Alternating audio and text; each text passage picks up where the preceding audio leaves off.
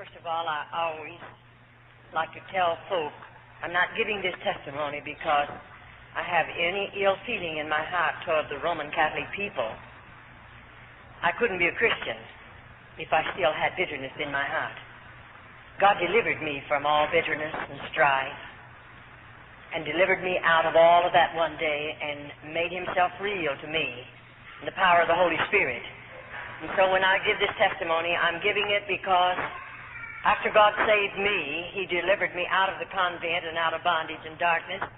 The Lord laid the burden upon my heart to give this testimony that others might know what cloistered convents are. And so as you listen carefully this afternoon, I trust I'll not say one thing that will leave any feeling in your heart whatsoever that I don't carry a burden for the Roman Catholic people. I don't like the things they do. I don't agree with the things that they teach, but I covet their soul for Jesus. I'm interested in their souls. I believe Jesus went to Calvary. He died that you and I might know him, and their souls are just as precious as your soul and my soul. So I'm interested.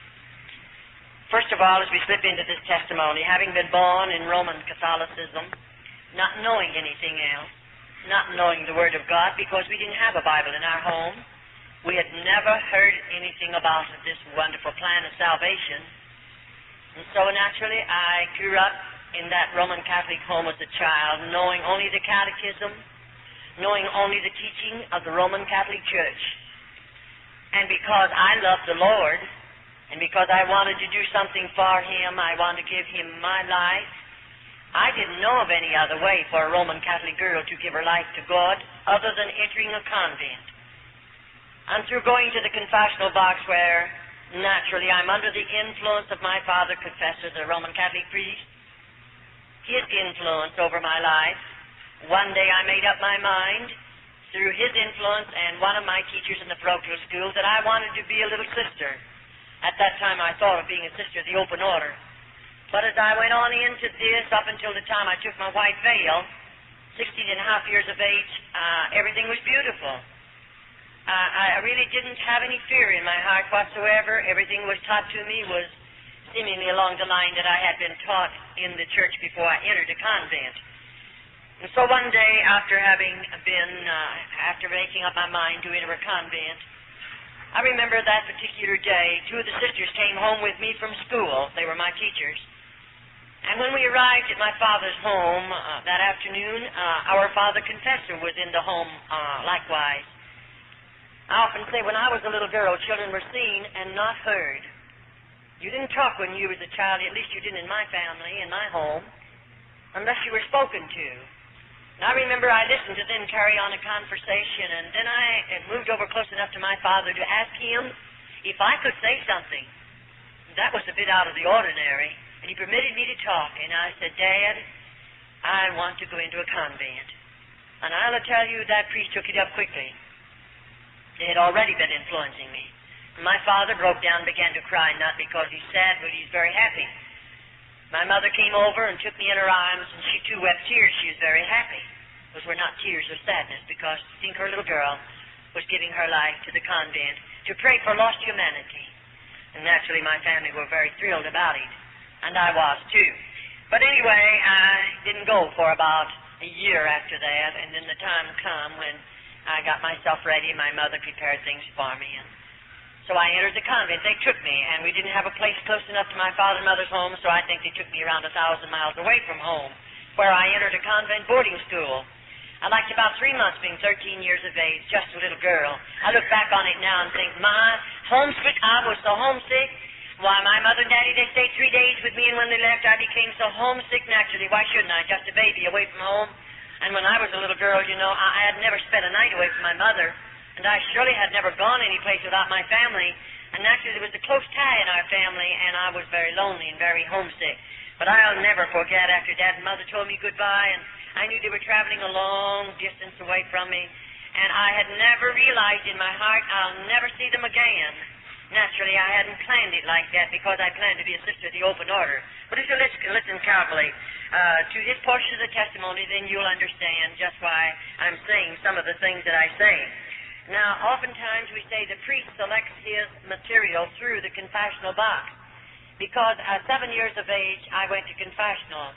7 years of age, I would always, when I come into the church, first I'd slip over at the feet of the crucifix, rather the Virgin Mary, and then over at the feet of the crucifix, and I'd ask the Virgin Mary to help me make a good confession.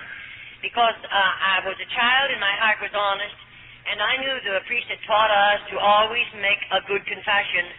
Keep nothing back. Tell everything if I expected absolution from any sin that I might have committed. And so I would ask the Virgin Mary to help me make a good confession. I would ask then Jesus to help me make a good confession. And you know, I'll assure you, after I lived in the convent for a short period of time, now I had to go on with my schooling. I just finished the 8th grade, and they promised me to give me a high school education, some college education. But I didn't get much college. I got mostly just high school training. And they gave that to me all right. I took it under some terrible difficulties and strains and all of that. It was rather difficult. But they gave it to me, for which I appreciate very, very much. But I'll assure you, after they put me through the crucial training that we must go through to become just a little novitiate entering a convent, the training is really outstanding as far as a nun is concerned, and you know what it's all about after you've been in there for a little while. So now I've entered the convent, and for just a few minutes we want to tell you just a little bit how we live, what we eat, how we sleep. If I take you into the convent and tell you those things, you'll understand a little bit more about my testimony. First, as I entered the convent as a small child, I went on to school, but I was being trained. But the day came, possibly I was 14 and a half, when the Mother Superior began to tell me about the white veil. And I didn't know too much about it.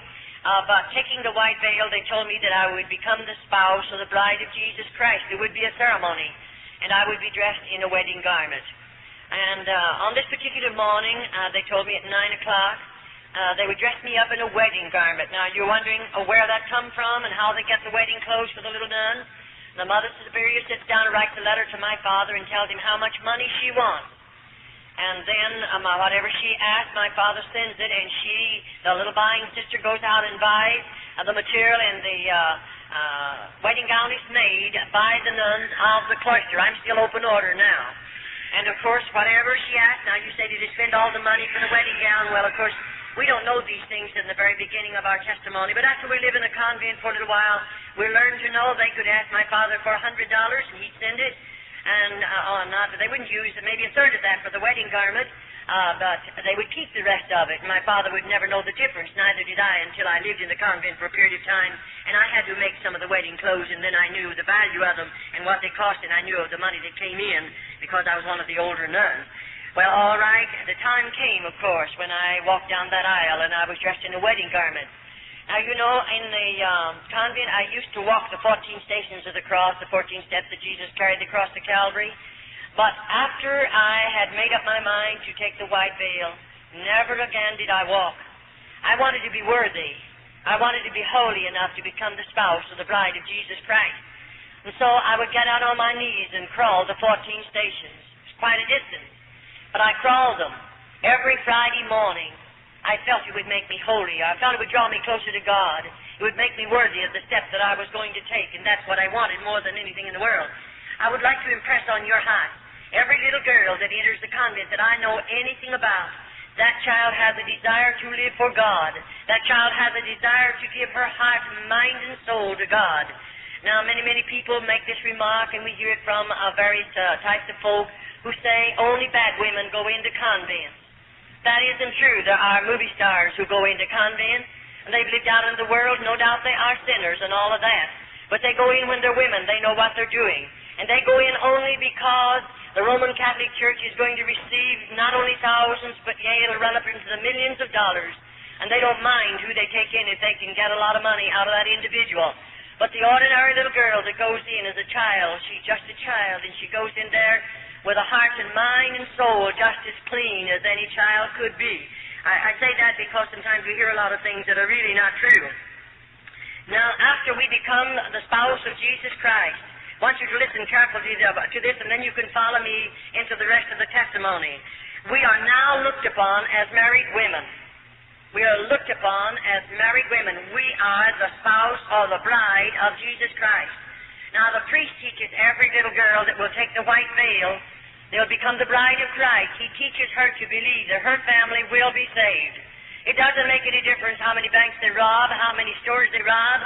It doesn't make any difference how they drink and smoke and carouse and live out in this sinful world and do all the things that sinners do. It doesn't make a bit of difference. Still, our family will be saved if we continue to live in the convent and give our lives to the convent or to the church. We can rest assured that every member of our immediate family will be saved. And you know there are many little children that are influenced and enticed to go into convent because we realize it is a salvation for our families. And sometimes even Roman Catholic families, the children grow up and leave the Roman Catholic Church and go out into the deepest of sin. And so every little girl that enters a convent is hoping by her sacrificing so much, home and loved ones, mother and daddy, everything that a child loves, her family will be saved regardless of what sins they commit. And of course we're children and our minds are immature and we don't know any better. And it's so easy to instill things like this into the hearts and minds of little children. And the priest is he's really good at it. And of course we look upon our priest, our father confessor, I looked upon him as God. He's the only God I knew anything about. And to me, he was infallible. I didn't think he could sin. I didn't think that he would lie. I didn't think that he ever made a mistake. I looked upon him as the holiest of holy because I didn't know a God, but I did know the Roman Catholic priest. And to me, I looked to him for everything that I asked of any of God, so to speak. I believed the priest would give it to me. And so the day comes when all of us. Now, as we're going in, I want you to listen carefully. After taking the white veil, things are beautiful. I'm 16 and a half years of age. Everyone's good to me. And I'm living in the convent, and I haven't seen anything yet because no little girl, we're not subject to a Roman Catholic priest until we're 21 years of age. And as we give you this next vow, then you'll understand that we don't know about this. This is kept from the little sisters until we've taken her black veil, and then it's too late. I don't carry the keys to those double doors, and there's no way for me to come out. The priest will tell all over the whole United States and other countries that sisters, or nuns rather, can walk out of convents when they want to. I spent 22 years there. I did everything there was to do to get out. I've carried tablespoons with me into the dungeons and tried to dig down into that dirt because there's no floors in those places, but I never yet found myself digging far enough to get out of a convent with a tablespoon, and that's about the only instrument. Because when we're using the spade, and we do have to do hard, heavy work, when we use a spade, we're being guarded, we're being watched by two older nuns, and they're going to report on it, and I'll assure you, you're not going to try to dig out with a spade, and you wouldn't get very far anyway, because they made those convents, or built those convents, so little nuns cannot escape. That was their purpose in building them as they build them. And there's no way for us to get out unless God makes a way. But I believe God's making a way for numbers of little girls after they come out of the convent. All right, and now when the time comes, I think I was 18 when the mother began talking to me. Now, I planned to come out, see, after my white veil. I wanted to be a little nursing sister in the Roman Church. But the Mother Superior, I suppose she was watching my life. I suppose she realized I had much endurance. I had a strong body. And I believe the woman was watching me because one day she asked me to come into her office and she began to tell me, Charlotte, you have a strong body. And she said, I believe you have the possibilities of making a good nun, a cloister nun. I believe you're the type that would be willing to give up home, give up mother and daddy, give up everything you love out in the world, so to speak, and hide yourself away behind convent doors. Because I believe you're the kind who would hide back there and be willing to sacrifice and live in crucial poverty that you might pray for lost humanity. She said, I believe you're the kind to be willing to suffer because we are taught to believe as nuns that we suffer, our loved ones and your loved ones that are already in a priest purgatory will be delivered from purgatory sooner because of our suffering. She knew I was willing to suffer. I didn't murmur. I didn't complain. She knew all of that, and she's watching my life, and that's the reason she began to tell me about the black veil. And then, of course, I didn't know too much about a cloistered nun. I didn't know their lives. I didn't know how they live. I didn't know what they'd done. But, this woman proceeded to tell me.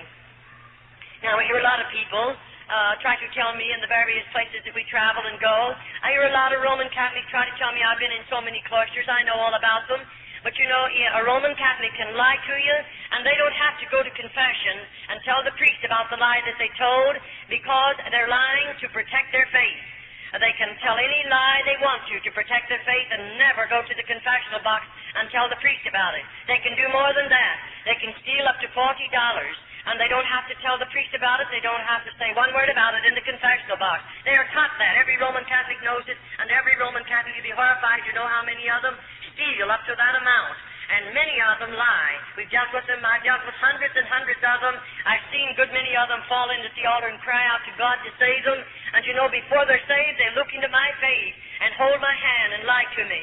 But after God gets a hold of their heart, then they want to make right what they've told me because they realize they've lied about it. But as long as they're Roman Catholic, they're permitted to lie, and it's the saddest thing. And you can't expect them to know God because God does not condone sin. I don't care who you are, but I don't believe God condones sin. And I don't believe He's going to condone it in the Roman Catholic people, even though they're being misled and they're being blinded and led in the way that's going to lead them into devil's hell. I believe that with all of my heart because I've lived in a convent and know something about how those people live and what they do. Now the day comes. She told me, Charlotte, you'll have to be willing to spill your blood as Jesus shed His upon Calvary.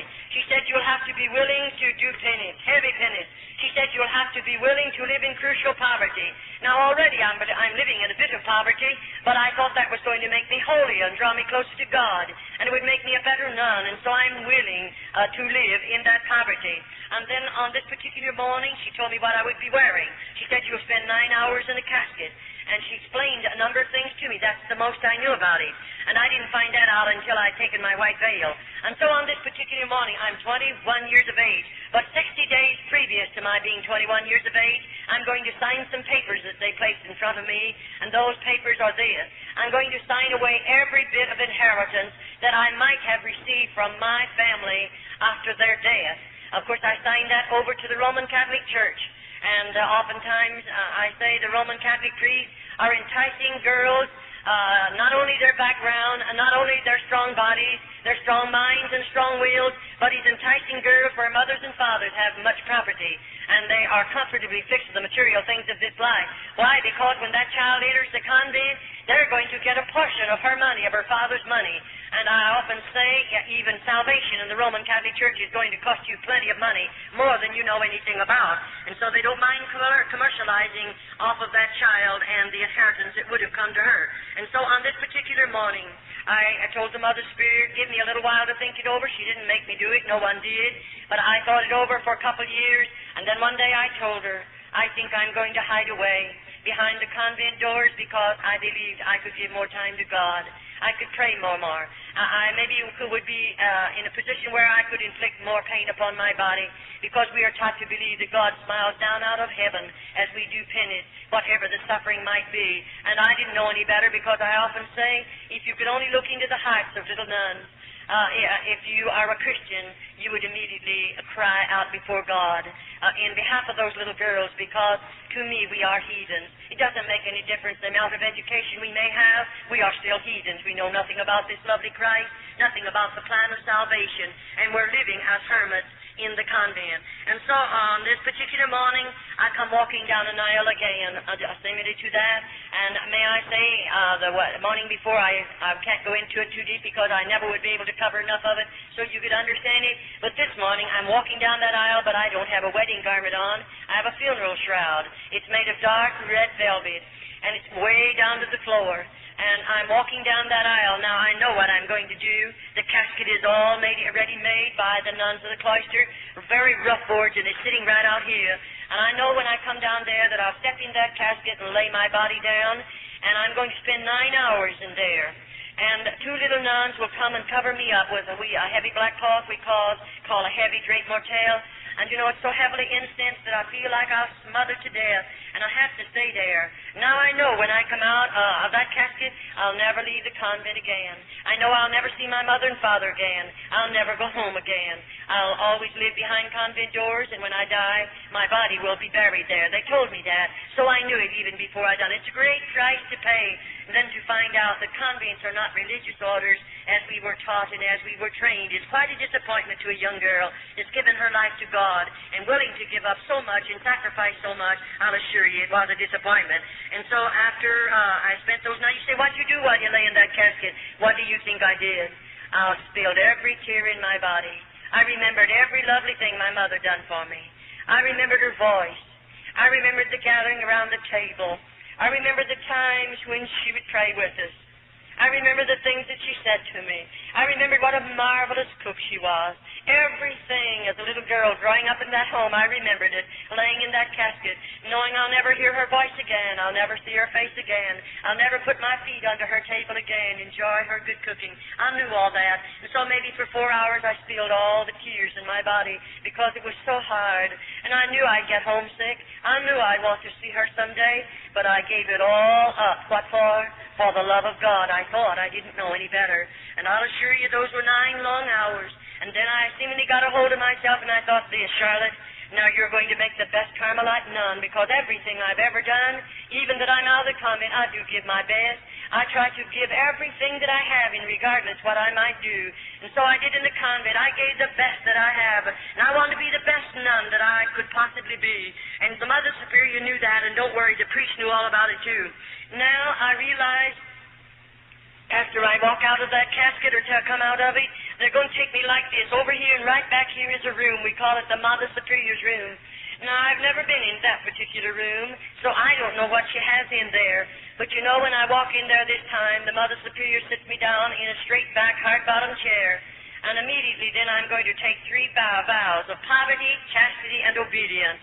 And you know, as I take those vows, she opens a little place in the lobe of my ear and takes out a portion of blood, because I must sign every vow in my own blood. And after that happens, then I'm going to take the vow of poverty. Now, when I sign that vow, I sign it thus, that I'm willing to live in crucial poverty the balance of my life as long as I live. And what that poverty is like, of course, we don't know. And then my next vow, I'm going to vow of chastity. And you know, this vow, of course, you know what it means. I'm taught to believe that I'm married to Jesus Christ. I am His bride. I'll always remain a virgin. I'll never legally marry again in this world, because I have become the spouse of the bride of Jesus Christ. After the bishop married me to Christ, he placed a ring on my finger, and that meant I'm sealed to Christ. I'm married to Him, and I accepted it because I didn't know any better. And now here I am, taking a vow that I would always remain a virgin because I'm the bride of Christ. And I want you to listen carefully. And then, of course, my last vow of obedience. Now, when we sign that vow, I'll assure you already, I know what obedience means. I'm living in a convent, and there they demand absolute obedience. You don't get by with anything, not even for 2 minutes. I mean, you don't get by with it. You have to realize what obedience means, and they demand it, and you learn to know it, and you're much wiser the more quickly you learn it and you obey it, and you give them absolute obedience. All right, now, what does it mean to assign vows like this? Let me tell you this. It means more than you folk will ever know, because most people that I know anything about, they know very little about obedience. Oh, in a sense, yes, but you'll never know what a little nun knows about obedience. I'll assure you that one thing, unless you live in the convent. All right, that particular vow, when I signed it into my own blood, it done something to me, because after I've signed those vows, do you realize that I've signed away everything I have, my human rights? I have become a mechanical human being now. I can't sit down until they tell me to. I don't dare to get up until they tell me to. I can't lie down until they tell me to, and neither do I dare to get up. I cannot eat until they tell me to. And what I see, I don't see. What I hear, I don't hear. What I feel, I don't feel.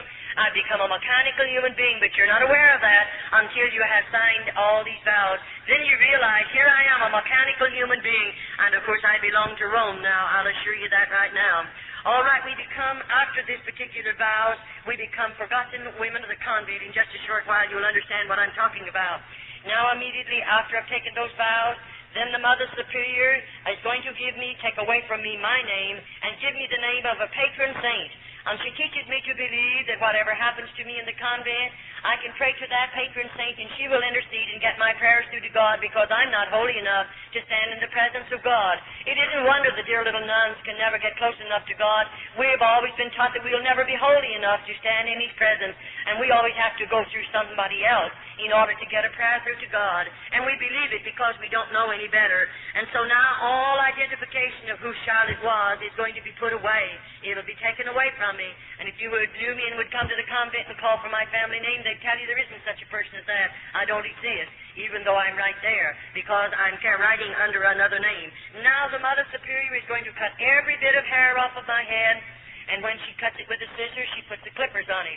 And I mean, there's nothing left. I just don't have one speck of hair left on my head. And of course, if you could be a nun, you would understand the heavy headgear that we have to wear. It would be so cumbersome to have hair and so cumbersome to take care of it. We don't have any ways of taking care of it in the convent. There are no combs in the convent.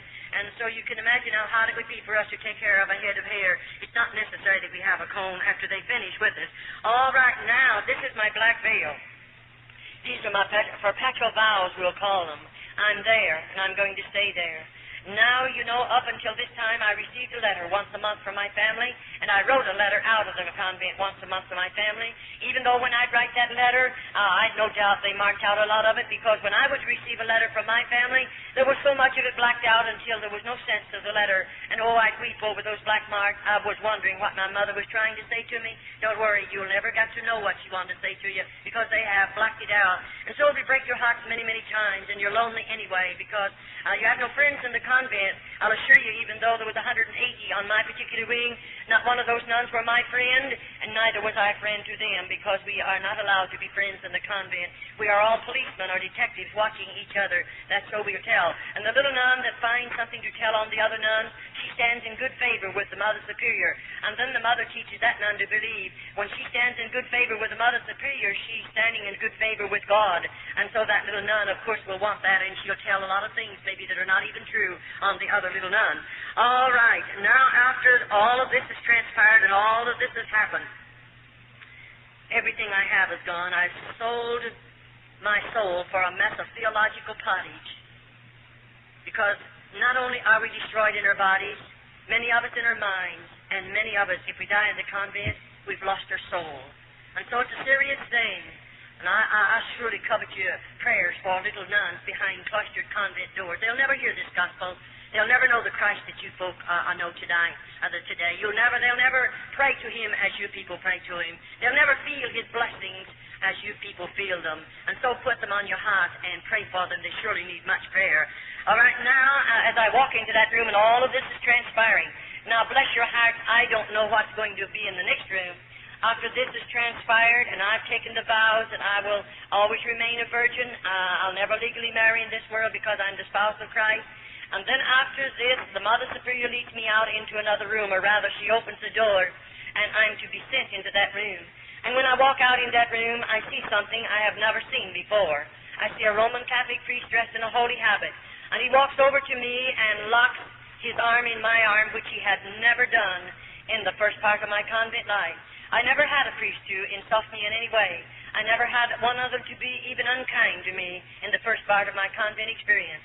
But here he is now, and of course I didn't understand what it was all about. And I didn't know what in the world the man really expected of me. And you know, I pulled from him because I felt highly insulted. And I pulled from him and I said, "Shame on you." And it made him very angry for a minute. And he said, immediately, the Mother Superior must have heard my voice because she came out immediately. And she said, "Oh," and they called me by my church name. She said, "After you've been in the convent a little while, you won't feel this way. The rest of us felt the same way you do. And you know, the priest's body is sanctified. And therefore, it is not a sin for us to give the priest our bodies." In other words, they teach every little nun this. As the Holy Ghost placed a germ in Mary's womb, and Jesus Christ was born, so the priest is the Holy Ghost, and therefore it isn't a sin for us to bear His children. And let me tell you, that's what they come to the convent for. No other purpose in all of this world do priests come into the convent but to rob those precious little girls of their virtue. And I'll assure you, we'll be telling you a little later in the testimony just what they really do after they come in under those particular deals. But may I say, now every bridge has been burned out from under me. There's no way back. I can't get out of the convent even though I pled. Oh, how I pled with that priest. Send for my father. I want to go home. I don't want to go any farther. And let me tell you, that's when you stand alone and you don't know who to turn to, and you're a victim of circumstances, and you live in the convent because there is no other way to get out of the convent. And I'll assure you, I stayed in the convent until God made a way for me to come out. And so after all of this, now my mail will stop. I'll never receive another bit of mail from my family. Never another letter. I belong to the Pope. I belong to Rome. And then after all of this, the Mother Superior, after taking these particular vows, and the priest has invited me to go to the bridal chamber. You say, "Did you go?" "No." Definitely not. I didn't enter the convent to be a bad woman. It would have been much easier to stay out of the convent to be a bad woman. You wouldn't go into the convent and live in the poverty we live in and to suffer as we suffer to be a bad woman. No girl would do that. And it would have been much easier to stay out of the convent if I wanted to be a bad woman. But I went there to give my life and heart to such a God, and that was the only purpose I had in going there. And here this priest is, and of course I didn't go to the bridal chamber with him. I had a strong body then. One of us would have been wounded because I would have fought until the last drop of blood. And you know, it made them very, very angry, I'll assure you. But I didn't go to the bridal chamber with him.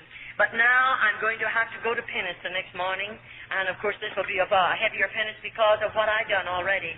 And when the Mother Superior says we're going to do penance the next morning, I'm going to be initiated as a Carmelite nun.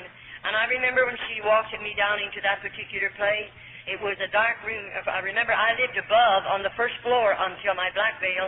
After the black veil, they take me one story under the ground. And I lived from there on until God delivered me under the ground. I didn't live in the top part of this buildings at all. But you know, as we walked into this room, it's dark and it's very cold.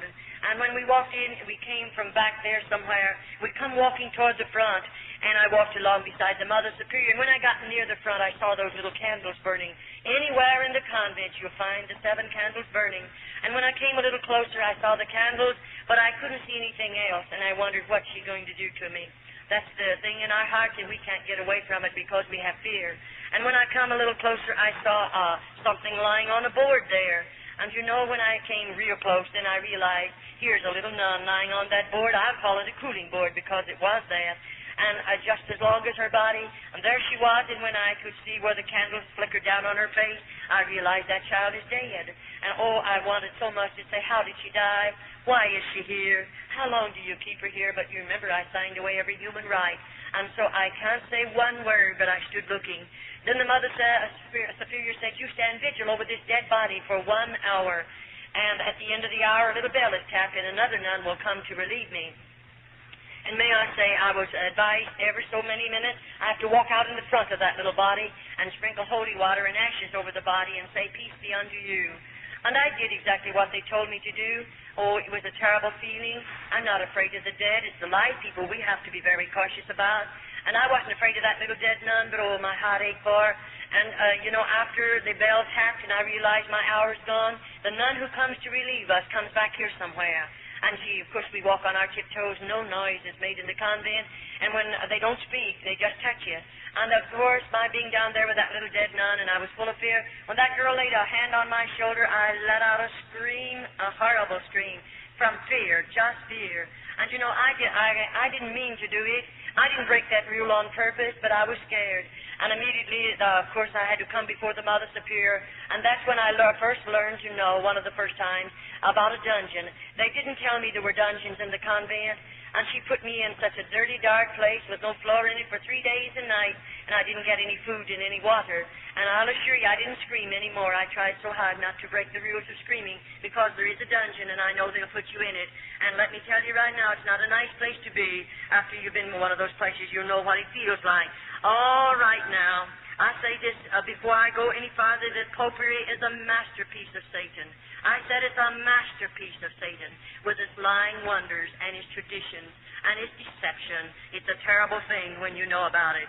And so as I come down into this room, and she took me, let me look at this little girl, and that particular, if we call it a penance, is over. Now, the very next morning, she said again to me, Charlotte, you're going to do penance. Not the next morning, it was 3 days after, because I spent 3 days and nights in the dungeon.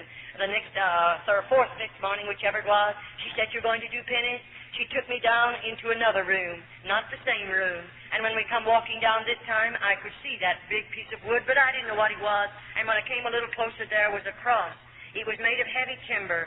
I might say it was maybe 8 or 10 feet high, very heavy. And that cross was sitting on an incline like that. And she had me walk over here at the base of the cross, and she said, now strip your clothes off. And I took my clothes off. And then she made me, down to my waistline, then she made me drape my body over the foot of that cross. And she pulled my hands underneath and bound them to my feet. And then, you know, that's where I'm going to spill my blood. And she had not told me how, and neither could I ask how I would spill it. And she gave 2 little nuns that came with her a flagellation whip. It's, I might call it a bamboo pole. It's about this long. It's about that big around. And it has 6 straps on it about this long. And on the end of either of those straps, there's a cross piece of sharp metal. And those little nuns, either was given one of these whips.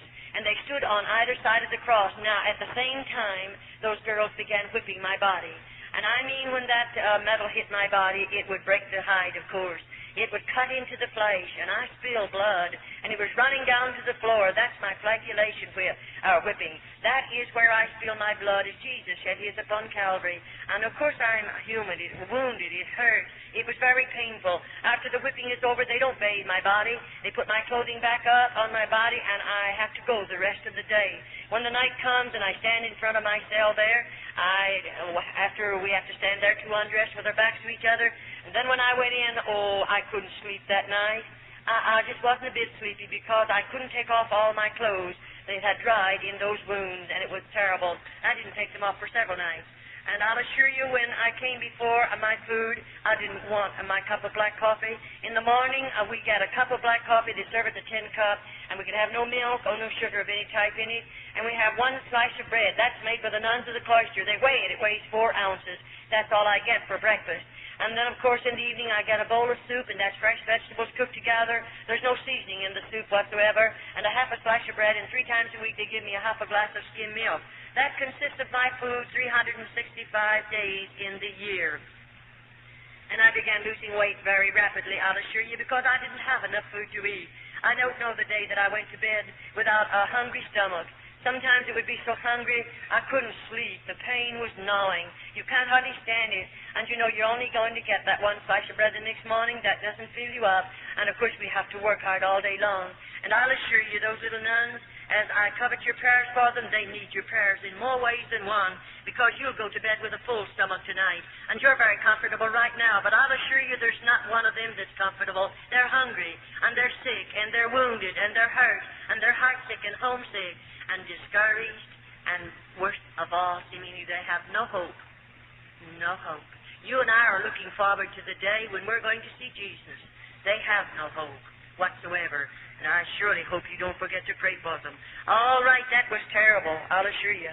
And then in a few mornings after this, the Mother Spirit is taking me back for another initiation.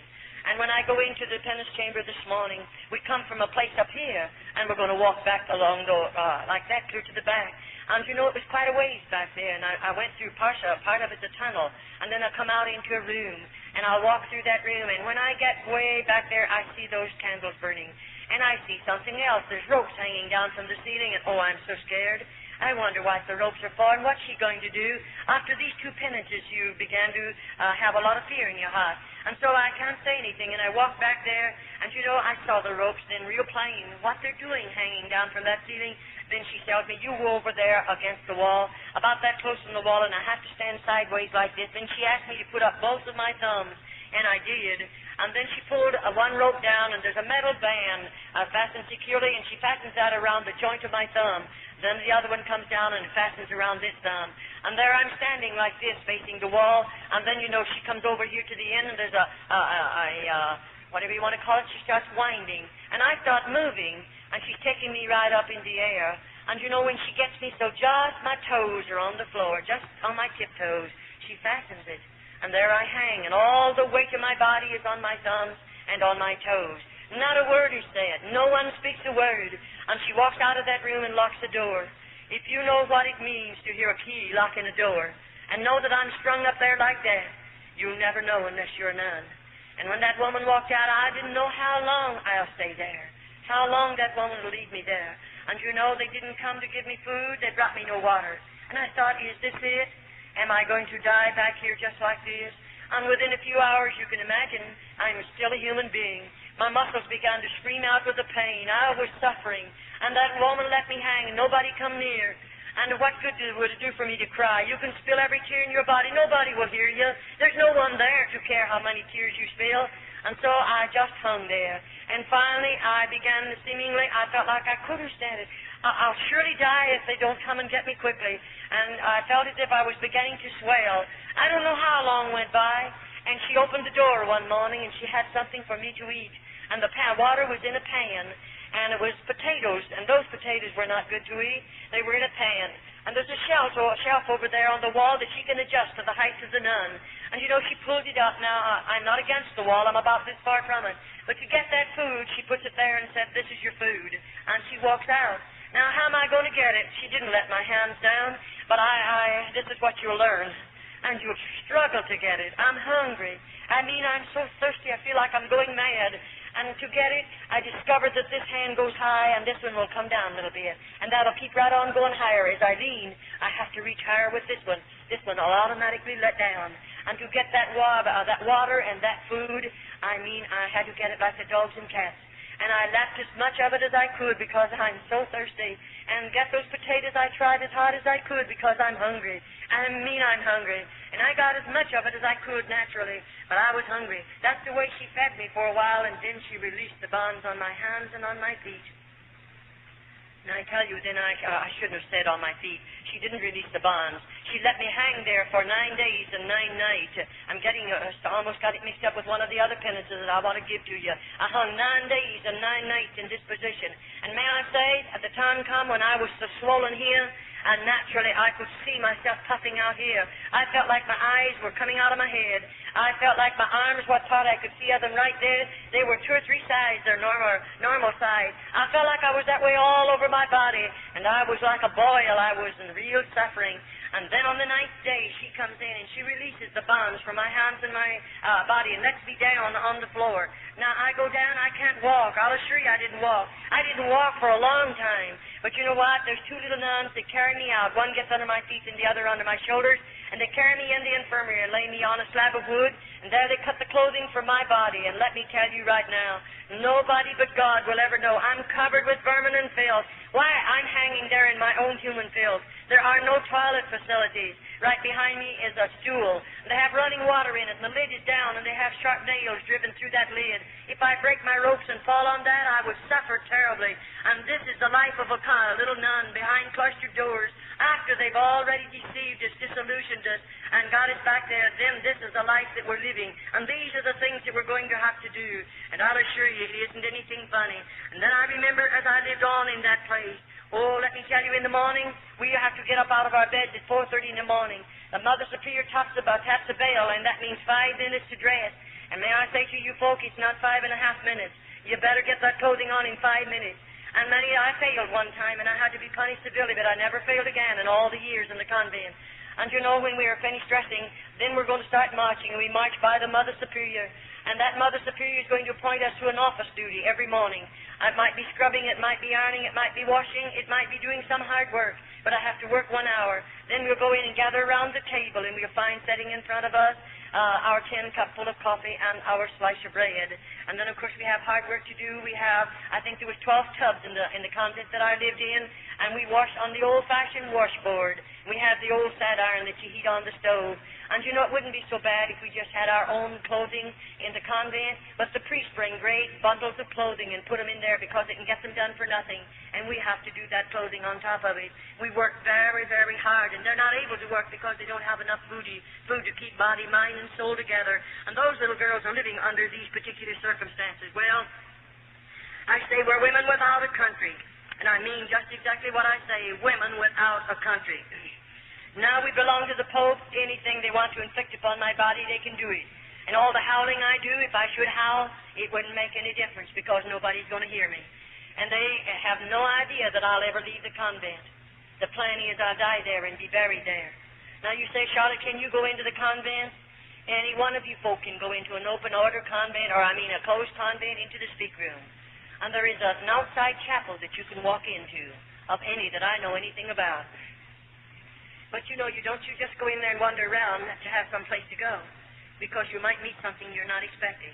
If you go in there, you go prepared to take food to some little girl that's in there, and be sure that you know who you're taking it to. And when you go, as you walk up toward the front of the building like this, you'll see a bell, and you'll know what to do because it'll tell you. And you press a button there, and there'll be a gate swing out. It has about 3 shelves on it. And, of course, you've brought something for someone that you know in the convent. It might be the mother coming to visit her daughter. And you know, when that bell is tapped, the Mother Superior is back here behind the big black rail. Now, that's a big iron gate there, and there's heavy folds of black material clear across there. And you can't go back there. You'll never see the Mother Superior, but she'll answer you through the black rail. And you might say, I brought some homemade candy from my daughter, and you might ask the Mother Superior to let you speak to her. You can't see her, but you could speak to her. And you know, the mother will call that lovely little girl and call her out on the other side of the grail. Of course, you can't see her. And you know what? The mother will speak to her and say, honey, are you happy here? And that little nun will say, Mother, I'm very happy. You say, why did she say that? Well, bless your heart, don't you know the Mother Superior is standing there? And if we didn't say that after our mother is gone, then only God knows what the Mother Superior will do to the little nun. And so we must lie to our mother. And then the mother will say, do you have plenty to eat? And that little nun will answer and say, we have plenty to eat. But I'll tell you, that mother will go home. She'll prepare a lovely meal for the rest of the family. But if she could look in and see our table and see what her little girl is eating, if she could look into her little girl's eyes after she's been there 3 or 4 years, baby Jesus, and there's the crucifix, and then we have a prayer board. And by the way, I'll assure you folks that you'll never want to kneel on our prayer board. We kneel on it every day if we are able to walk under our own power. It is a board about this height from the ground, and there are 2 leading up like this one, and this one is about that wide. I'm going to drop my knees down on it, and there's sharp wires coming up through that board, and then this one up here I prostrate my arms on, there's going to be sharp wires. After all, I told you we were going to suffer. We were going to do penance, and this is a part of my suffering. And as I kneel on that prayer board, I'm praying for lost humanity, and I'm believing as I suffer that my grandmother will be released from a priest's purgatory sooner because of my suffering. And I'll kneel there longer sometimes. Oh, it's terrible, but we don't know any better, so we do that because that's all that little nun does know, and we believe it. And there we are, and we are locked in our cells. Every night the key is turned in those doors. We can't get up and come out of there. And then more than that, 7 minutes of 12. We go to bed at 9:30, the lights are out. 7 minutes of 12, there's 2 little nuns appointed to unlock every door. Every little nun again gets on her feet, dresses in full dress, goes into the inner chapel, and there we again pray 1 hour for lost humanity. We don't get very much sleep, that's why, and we don't have enough food, and we work hard, and we suffer much. That's why our bodies are so broken. That's why we seemingly don't have enough strength to carry on after we live there. But I'd like to say this to you as I go, before I go any farther. Now, I did those very things we are taught to believe, that as we spill our own blood, now we must do this. As I whip my body, if I torment it or torture it in any way that I spill blood, I'm taught to believe that I'll have 100 less days to spend in purgatory. Now, you know, we have no hope. Those little nuns don't look forward to anything. You may think they do, but we don't. Why? After you live in a convent 10 years, I began to realize the Virgin Mary is just a piece of metal. She's a statue. I began to realize St. Peter's just a statue. I began to realize that the statue of Jesus is just a piece of metal. In other words, we come to the place to believe that our God is a dead God. And I'll assure you, after you live in a convent long enough, not at first, oh no, but after we've suffered enough, after we've seemingly fallen down at the feet of those statues and spilled our tears on them and have begged them to intercede and get a prayer through to God, and years go by, nation of whatsoever, a parent won't even know when they're dead. So who's going to pray us out of purgatory, or rather buy us out of purgatory? No, we realize after we're in there for a period of time that there is no purgatory. And of course, you know there isn't, and I know there isn't. And there is no purgatory. The only purgatory the Roman Catholic people have is a priest's pocket, and they're filling his pockets with coins in order to pray for the dead. And may I say, there are thousands and thousands of Roman Catholics. In the month of November, may I say to you, in the United States, 2 years ago in the month of November, the Roman Catholic priests praying masses for the dead of the Roman Catholic people in this country in 1 month collected $22 million for masses said for dead Roman Catholics. That's just a little idea, our sample of what's going on in this country. And still there are thousands of mothers that will work their fingers to the bone to go over there and give the priest another $5 to say a mass for a loved one that's in a purgatory, because that mother believes there is a purgatory. In the convent they have a painting of purgatory, and there's nothing in the room but just that painting. And you know, every Friday we have to walk around that painting. And when we walk around it, I wish you could look at the little nuns' faces. What do I see? The painting, as you would walk around it, looks like it's a big, deep hole out there, and there are people down in there, and the flames of fire is lapping around the bodies of those people, and their hands are outstretched like this. And the mother will say to the little nuns, you better go and put another penance on your body. Those people are begging to get out of that fire.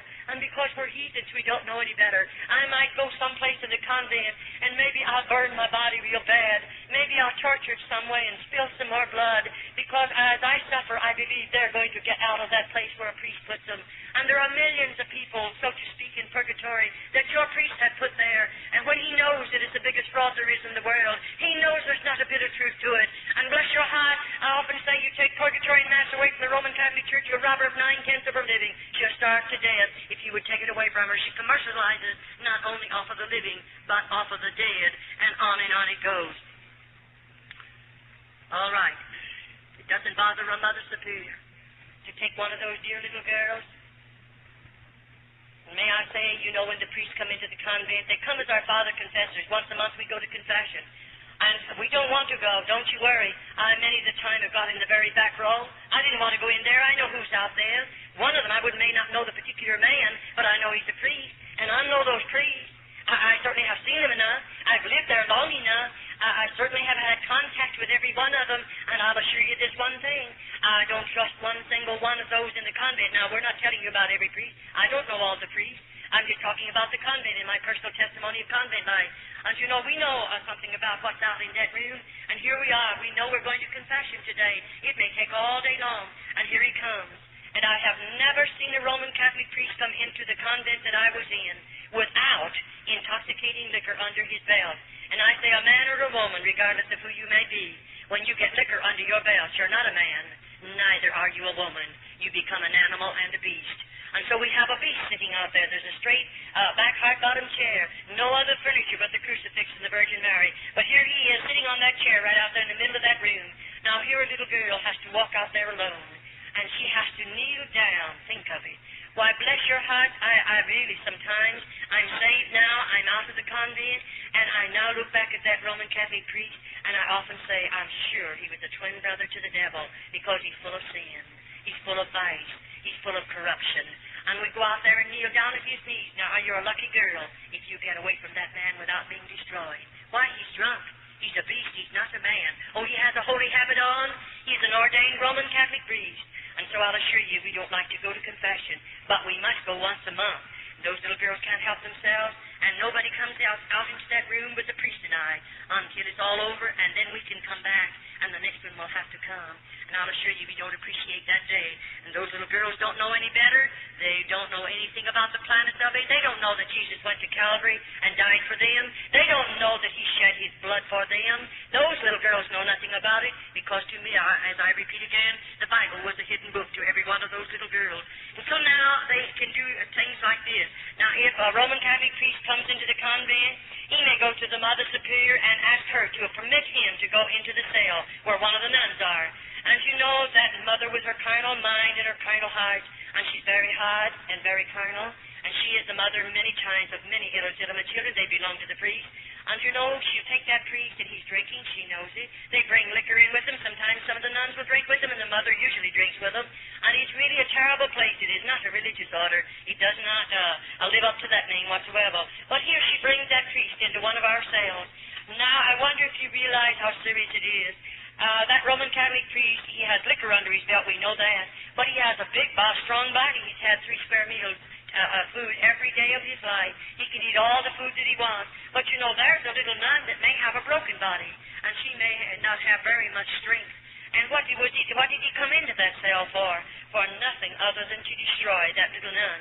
I often say I wish the government could walk into a convent just about the time one of those priests are let in the cell. The mother will turn a key in the lock, and you're locked in there with that priest.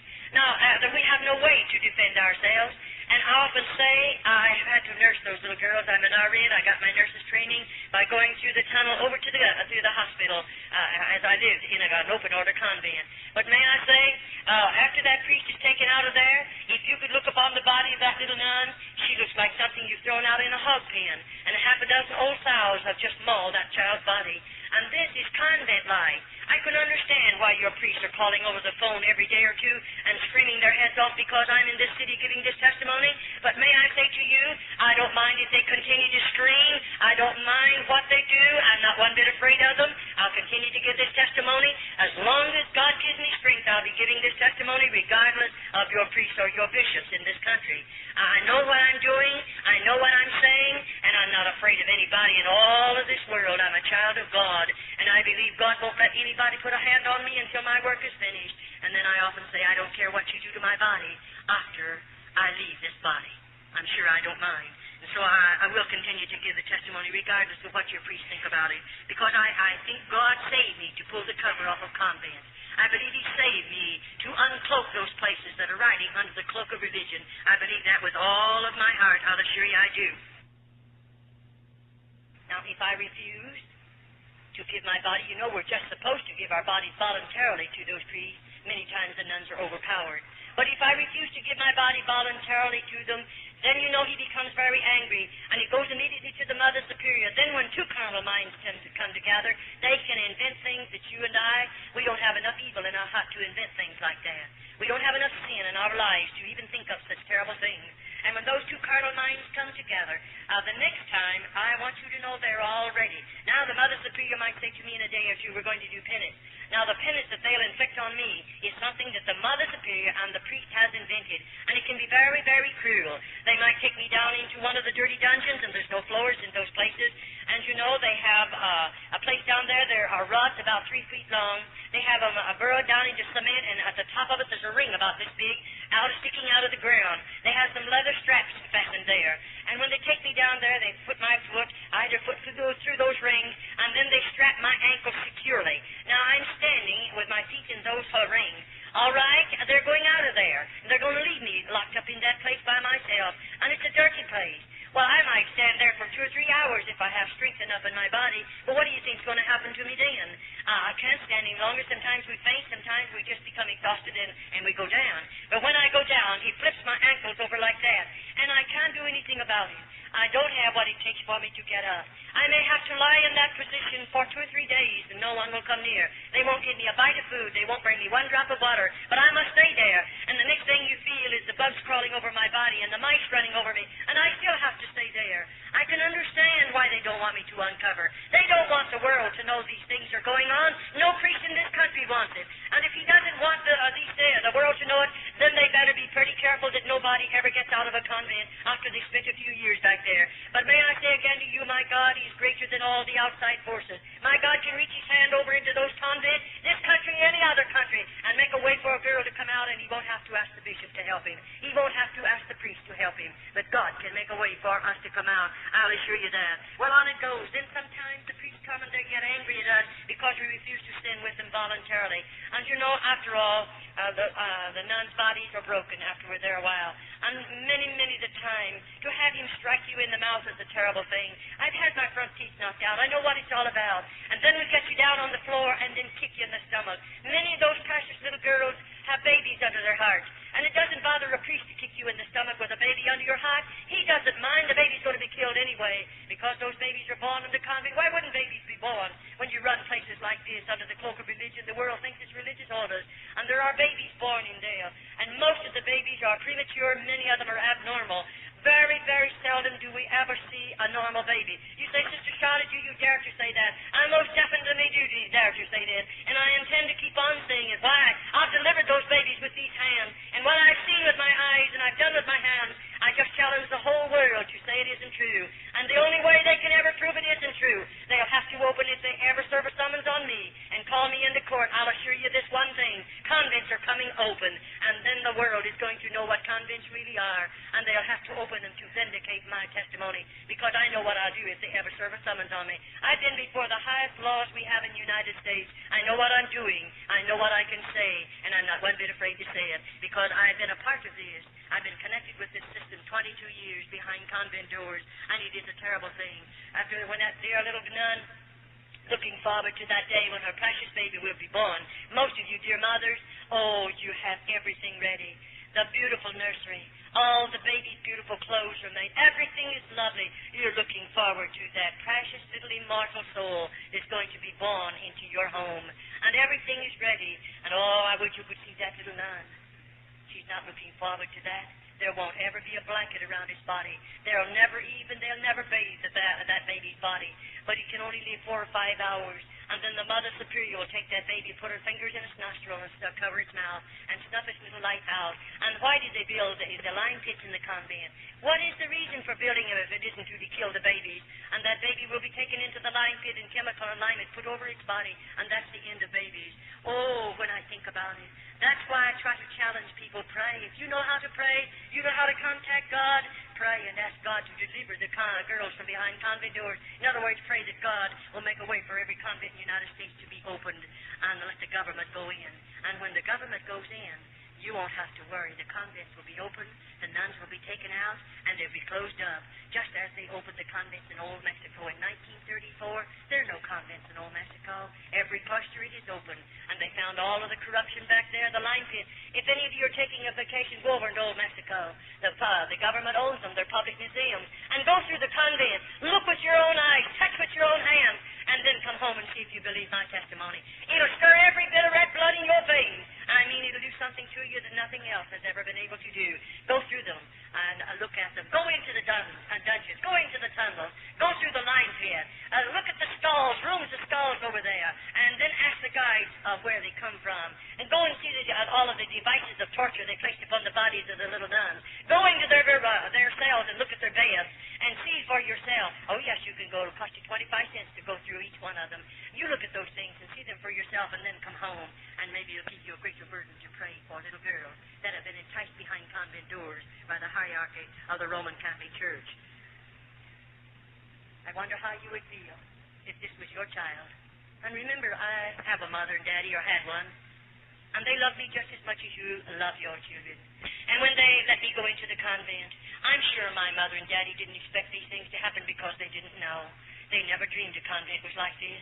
But, I wonder how you'd feel if you could walk in someday and out there in this particular room. That floor is built for this purpose. There's a partition right out there, and there's just a little thing they can touch. It automatically opens. And there's a deep hole underneath that floor. And this little nun has done something. I can't tell you what she's done, because I wasn't there when she done it. But she's done something, and to them it's very serious. And when they bring her to this particular place. Her little hands and feet are going to be bound securely. They're going to drop her in that horrible, horrible pit. And then they're going to put the boards back down. No one will ever know. Oh, there's plenty of chemical and lime down there. But they don't do that. 6 little nuns have to walk around that hole. We'll chant as we walk around that hole. We don't want any evil spirits to come out into the convent. So we sprinkle holy water over that hole. Then we may walk for 6 hours, and then they'll appoint 6 more nuns. And on it goes until we hear the last moan. And that's the end of the little nun they place down there. No, she'll never be delivered from the convent. But does it bother you to know that that little nun will die and be lost? Does that bother you? It bothers me. Because I didn't know Jesus. I couldn't tell her about God. I didn't know him myself. But it bothers me very, very much. But God will hold me accountable. Her blood will not be on my hands because I didn't know the Lord and I couldn't tell her about it. And so on it goes. Then I wonder how you like to see it. Here we are, a body of those little nuns. On this particular morning, the Mother Superior might say this. We're all going to be lined up here, and I don't know what she's lining me up for.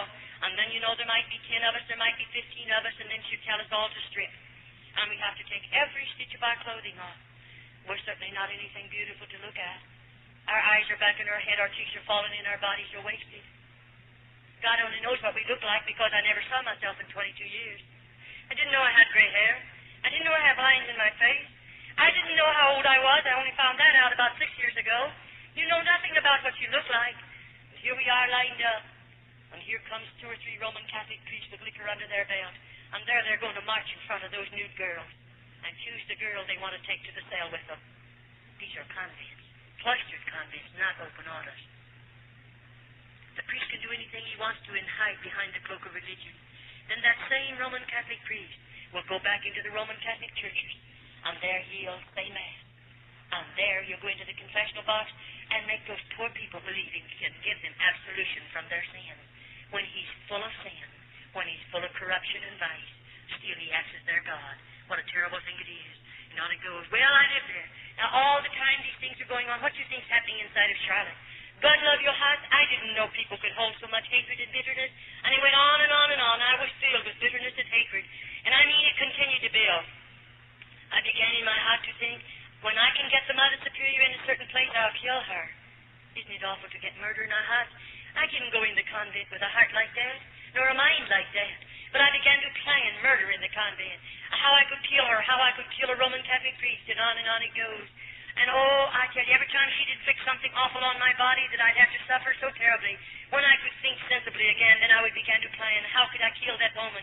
And on it goes. Well, after all, you can't help it. For instance, I wonder how you would feel. The Mother Superior, here she is, and she's going to sit me down in a chair. And you know, that chair is straight back, hard bottom, and I don't have any hair. She's going to take everything off my head. And you know, she's going to put my hands like this, they'll be out here in stalks. And I'm going to have to bend my head over like that in order to put the stalks across my neck. And I'm fastened securely. And over my head there is a faucet of water. And you know, there's a faucet of water just above my head, and my head's over. Now that mother's going to turn that water on, just a drop, and the drop will just come about this fast. It'll hit me right there on the back of my head. And you know, I can't move either way. I sat there 1 hour, 2 hours, 3 hours, 4 hours. What do you think's going on? I'm sitting there. I can't move. I do everything to get away from that drop of water in the same spot on my head. Why, God love your heart, if you could look in. You'd see us frothing at the mouth. You'd see those little girls, they're trying so hard to move, to get away from that water. And they let us stay there sometimes 10 hours, all day long. Many, many times a little nun cracks up completely. She goes stark raving mad under this particular penance. What in the world did they do with her? I tell you in a few minutes. Don't you worry. They have a place for us after we go mad in the convent. They take care of us. They have places for the little nuns. There's places built down there for us. Well, on it goes. Well, you know, these things went on and went on and went on. And it was terrible. But, you know, I began to plan and plan and plan. After she's done something like that to me, it's terrible. One day, the Mother Superior took violently ill. You say, who would take her place? There are about 3, sometimes they have 4 older nuns, and they always pick the one that's hard, the one that seemingly is carnal, that one that has no conscience, to be a Mother Superior, and she works under this one. One day if something happens to the main Mother Superior, another one will take her place, and on it goes. But you know, this particular day, they sent word to me. The Mother Superior, I was to come into her room. She's very sick.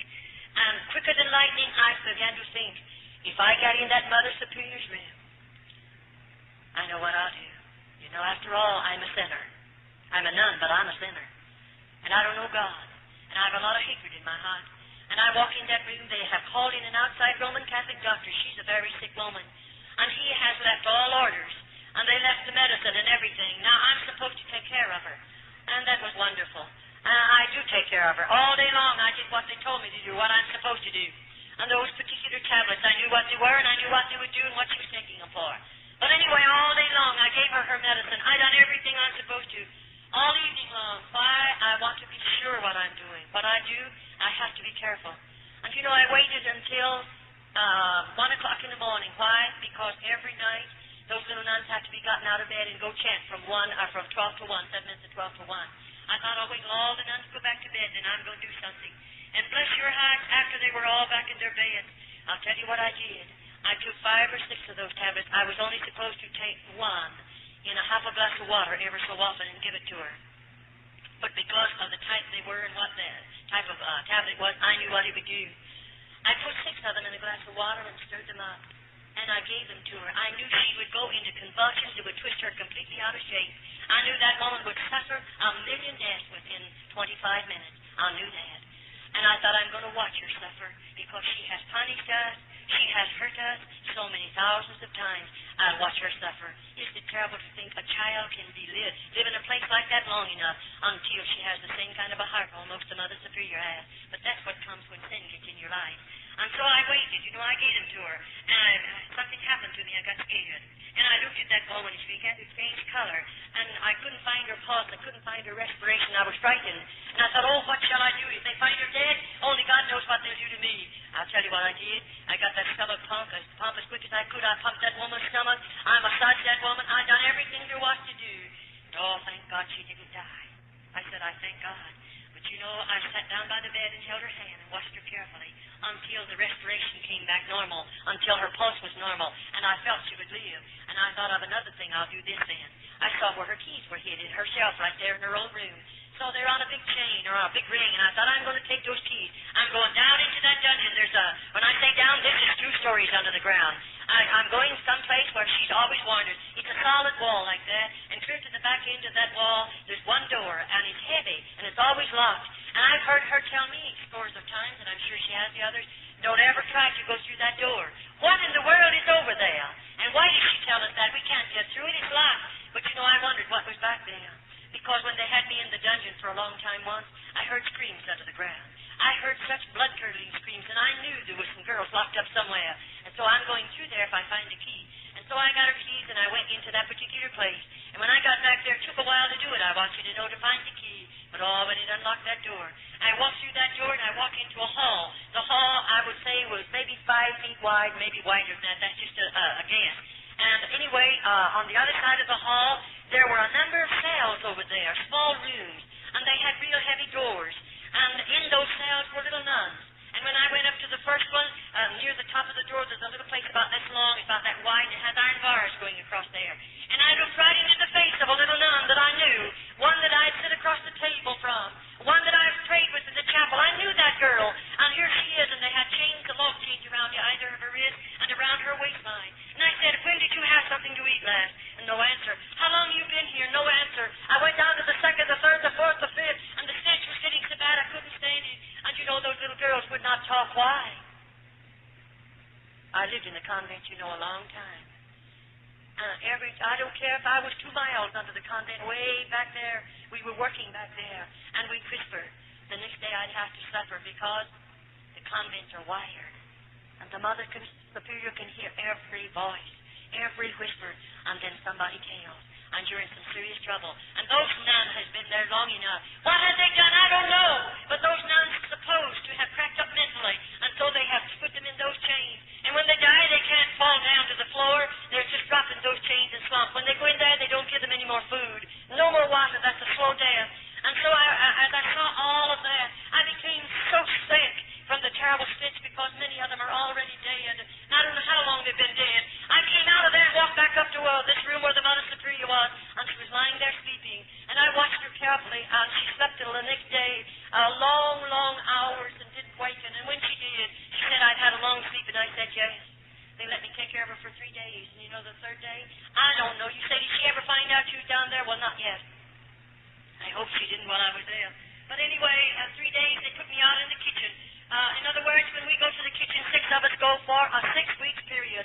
And this particular time, they put me out in the kitchen with 5 other little nuns. What am I there for? I'm doing the kitchen work. I'm going to do all the cooking that's done out there and take care of the work in the kitchen.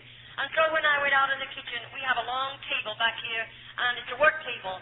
And our vegetables will be prepared for the soup, and that's what we were doing, all 6 of us.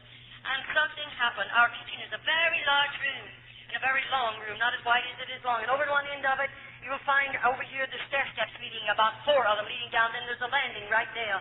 Over there, the big, heavy outside door. But here there's a landing. Our garbage cans sit there. And right here is a stairway, cement one, leading down 1 story under the ground. Now, I'm up on the 1st floor in this kitchen. All right, as I'm in there and we're there working, something happened. Somebody touched the garbage can. You know, all my convent life, we are taught never to break silence. We don't dare to make noises in the convent. We are punished for them. And when something touched the garbage can, that's a noise. And who in the world? 6 of us, and we're all together. Who's touching the garbage can? I wheeled around, and they wheeled around, and we saw a man. And you know that man was picking up the full can, leaving an empty one. I've never seen that before. I've been in that convent for years, and in the kitchen, but I never saw anything like that happen. I believe God had His hand on me. With all my heart, I believe it.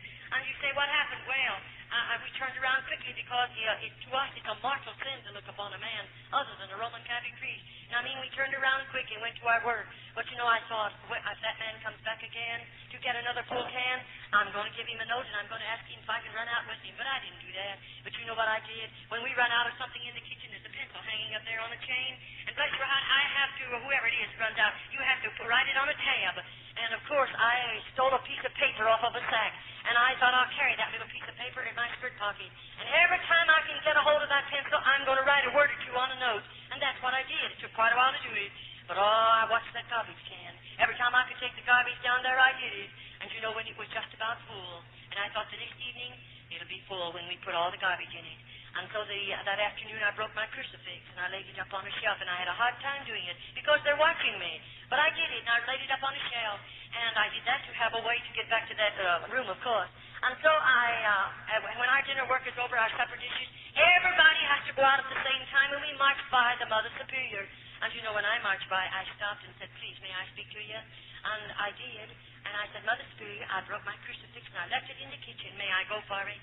And, of course, no nun goes without her crucifix. And she said, "How did you break it?" I lied to her. Everything she asked me, I lied to her. You say, "Why did you lie?" She lies to us. And we're all sinners, so we all lie. And it doesn't make any difference in there. And so we lied. And I lied to her. And then finally she said, "You go get the crucifix and come right back." And that's all I wanted anyway. I have to have a reason. You can't go back to the kitchen after you've left it. And so I didn't go for the crucifix, but she thought I did, and I run for this tin can. Why? That night when I put my garbage in there, I put a note right on top of that garbage and left the lid off, which I was not supposed to do. And, you know, I said on the note to the garbage man, "If you get this, won't you please help me out? Won't you do something to help the little nuns out?" I told him about those 19 cells down there and those 19 nuns in him. I told him about some of the babies that have been killed. I told him some other little nuns that are locked up in the dungeons and they're bound with chains. I told him a plenty. And I said, "Won't you help us? And if you will, please leave a note under the empty can." That's what I went back for. And when I lifted up the can and found a note, you don't know how I felt. I froze to the floor. I was so scared I didn't know what to do. I picked that piece of paper up and I read, and this is what that man said: "I'm leaving that door unlocked, and I'll leave the big iron gate unlocked. You come out." Oh, let me tell you, that's almost more than you'd ever. Why, I never dreamed I'd get out of a convent. I never thought of ever getting out. I wanted out, but you say, oh yes, when I could collect myself, I reached over and turned the knob, and you know it was unopened. I walked out of that convent, and I slammed it to. I was sure the lock was on it, and I got out to the big iron gate, but oh, he had me trapped. That iron gate was just as locked as it was ever locked. You don't know what it done for me to stand there looking at the iron gate. I'm locked out of the convent. I have no right out there. You can't imagine. I don't know if I grew old right there. I don't know. I know I suffered enough because I'm scared half to death. And what will I do if I go back and pound on that door? What will they do with me? And oh, the fear that grips your heart. And you say, "What'd you do?" I didn't have any shoes and stockings on. I wore those out years ago. When I think of the Roman Catholic Church being the richest church in the world, and they let those little nuns go winter and summer without any shoes and without any hose, living in crucial poverty, I wonder how they can do it. Hungry as we are. Your priests are all nice and fat. The little nuns are so hungry. I wonder how they do it sometimes. You say, "What did you do? Shot it well?" I'll tell you, I just took a hold of that big old iron gate and I tried to climb it. That's all there was for me to do. And up about 1.5 feet from the top is a ledge about 6 inches wide. I thought if I could get high enough to get my knee on the ledge, I'm safe. And I did. I got one knee on the ledge, but this time I don't have any strength left either. And you know, I thought, what'll I do? I'll put one foot over, then I'll get the other over. Then I realized, you know, I have 3 skirts on. My skirts are gathered on the belt, and they're clear down to my ankles. My veil, of course, is down to my knees in front and that long in the back. How will I ever get over those sharp points? And I thought, I can't go down. I don't have strength enough, so I'll have to jump. And if I jump, I'll break every bone because I was broken body, of course. And you know, I thought, what I'll do? Well, I pulled all my clothing up around my body and held them with one hand. And then I thought, I'll have to jump. And you know, they have a buzzer in the convent, and when a little nun tries to escape and they catch her, they put a buzzer on. And oh, if the priest tell you they don't come to the convent, I would you could see the priest then. You'll find a good many of them there, and they immediately are after that nun. They don't want her out. If she comes out of that convent, she's going to give a testimony someday, and it'll pull the cloak off of convents. And I'll assure you they don't intend for us to get out. And so as I let loose of that top of that gate and I made that jump, I just didn't make it. My clothing caught on top of those points, and I hung there, but I let loose. And I often say, you know, I don't know what I look like. I don't know. I didn't know I had gray hair. But I've often said maybe my hair turned gray there. Maybe you'll never know what I suffered hanging on top of that gate, knowing that buzzer can go on any minute, and then what would they do to me? I was scared. So I thought I'd try to wiggle my body and to swing it. If I can get back far enough to grab the gate with one hand, maybe I can help myself, and I did. And then with the other hand, I tried to pry the snappers loose on my skirt, and that let me fall between them. Do you know what happened to me? I hit the ground.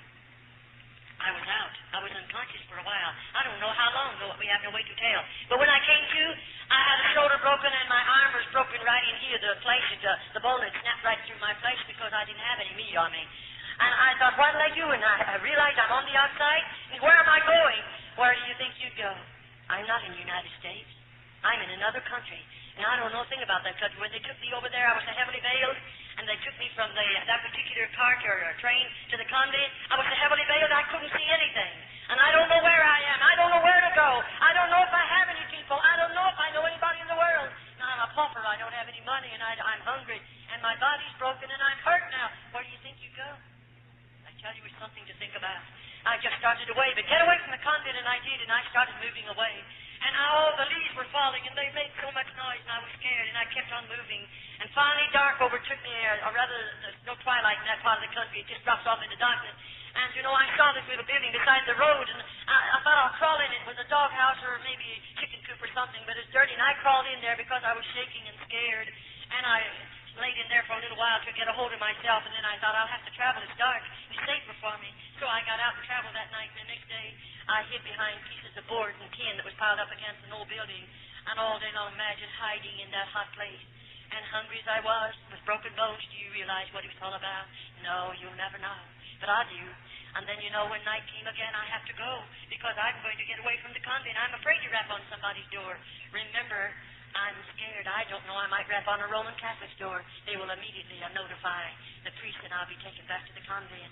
And I'd rather they kill me than take me back. And so I didn't. But I went on and on and on. And then the next day, I hid out in an old straw stack. And then that afternoon, on the third day, I was scared then because this arm was swollen as tight as it could swell, and I was having to carry it in the other hand.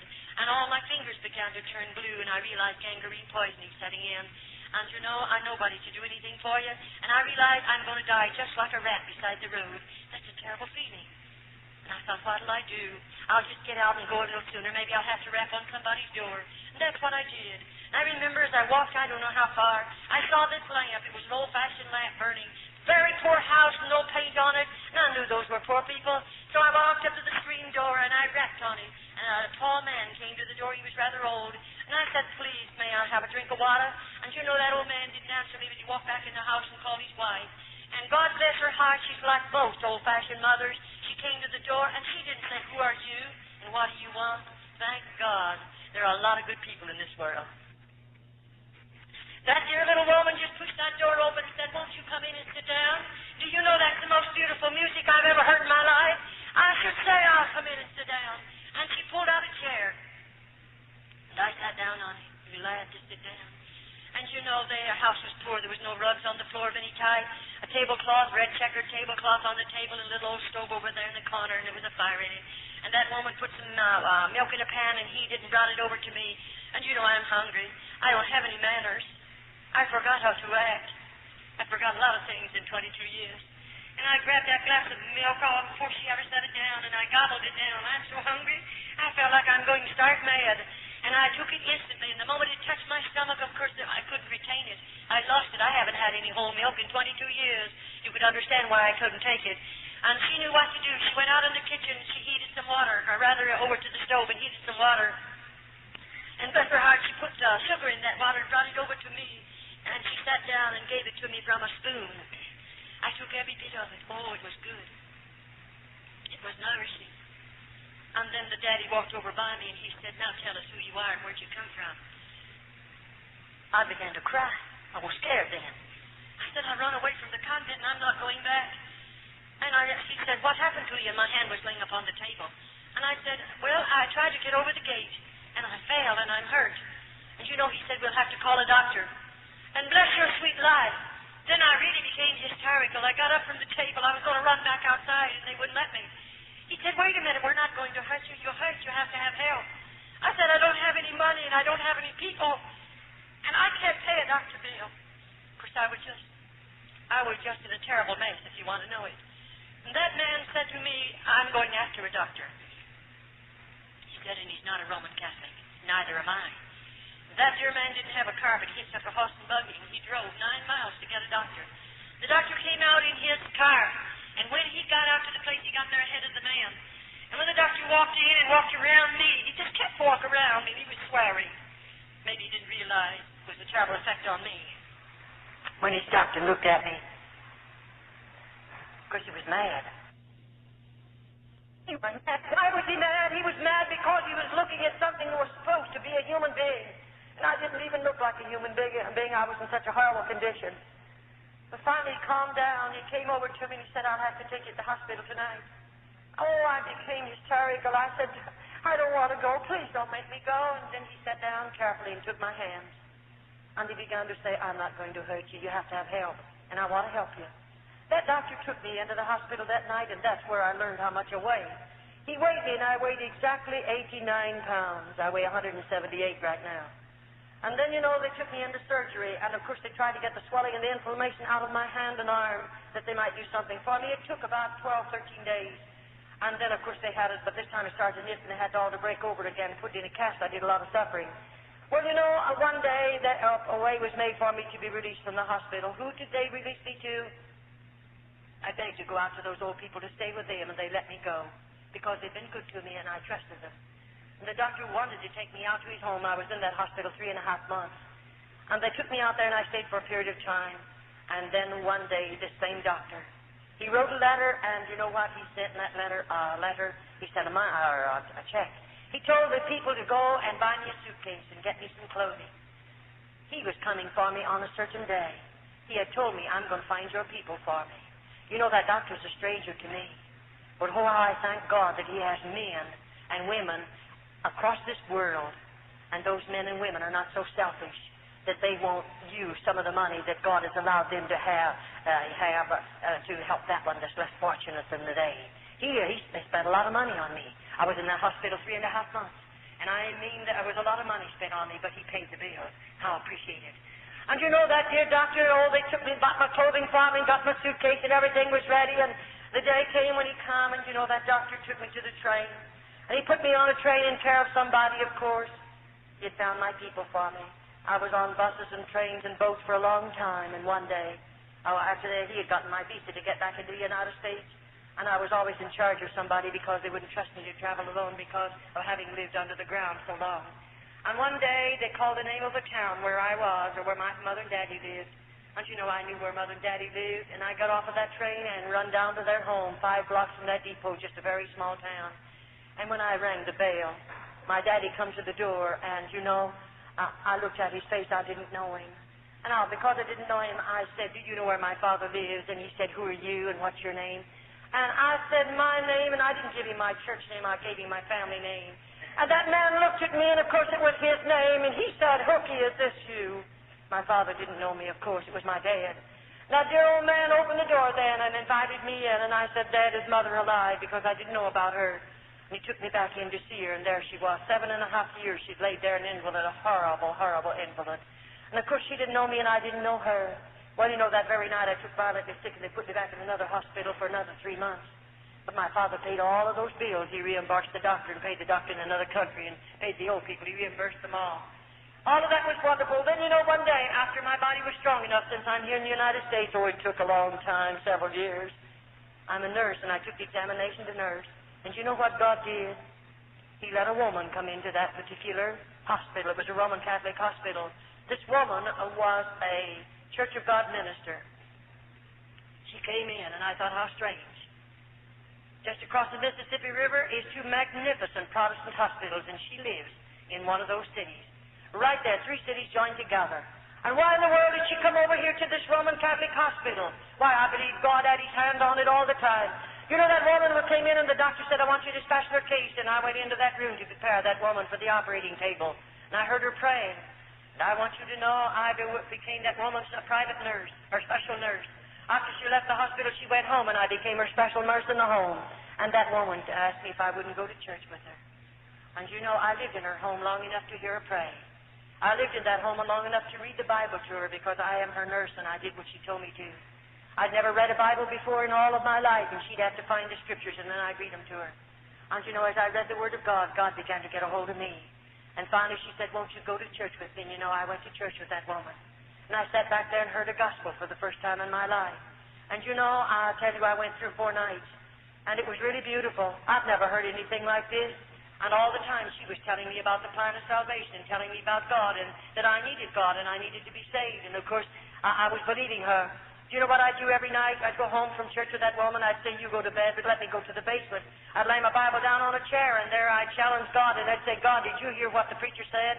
Did you hear it, God? And then I would tell God everything that I could remember the preacher said. And I said, God, you heard every word, didn't you? Now, if you're God, and the Bible is the Word of God, and God, you're real, I want what those people have. But if you're not God, and the Word of God is not your way, then God, please don't give to me what those people have. Let me tell you, I challenge God. I put him to a test.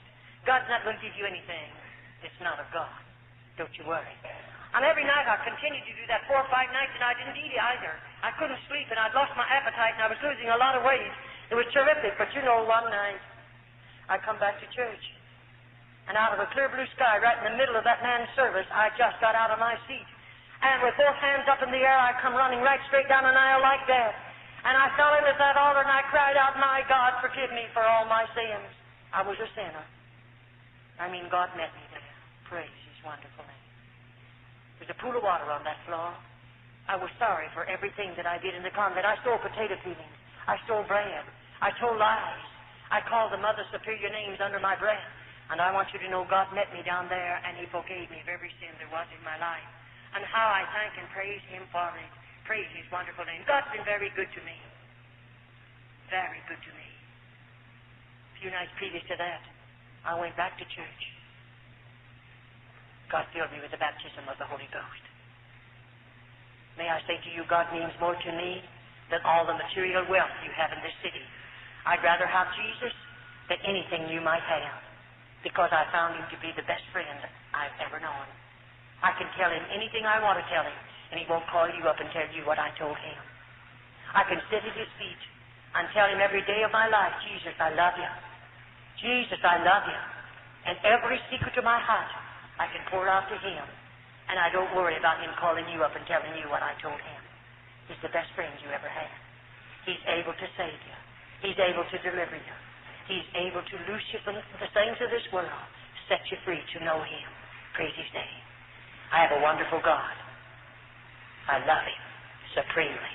I'd rather have Jesus than anything that you might have. God is real in my life. Really wonderful. How God delivered me out of the convent. Pray for me. I need much prayer. I'll be going places where it's predominantly Roman Catholics. I'll have to suffer much. But I'm willing to suffer for Jesus, that I might tell someone about him and give my testimonies that other dear little girls might be spared from convent. So pray for me, won't you? God bless you. Well, what do you think? I told you at the beginning it would be a very, very gripping tale. You'll recall that we introduced in Jamaica the book Maria Monk, which was once banned there. We feel this tape is a perfect complement to the book. We've also introduced another volume, the New Illustrated Great Controversy, which is being sold right now in many, many bookstores across the island, including Santa's. We'd urge you to get a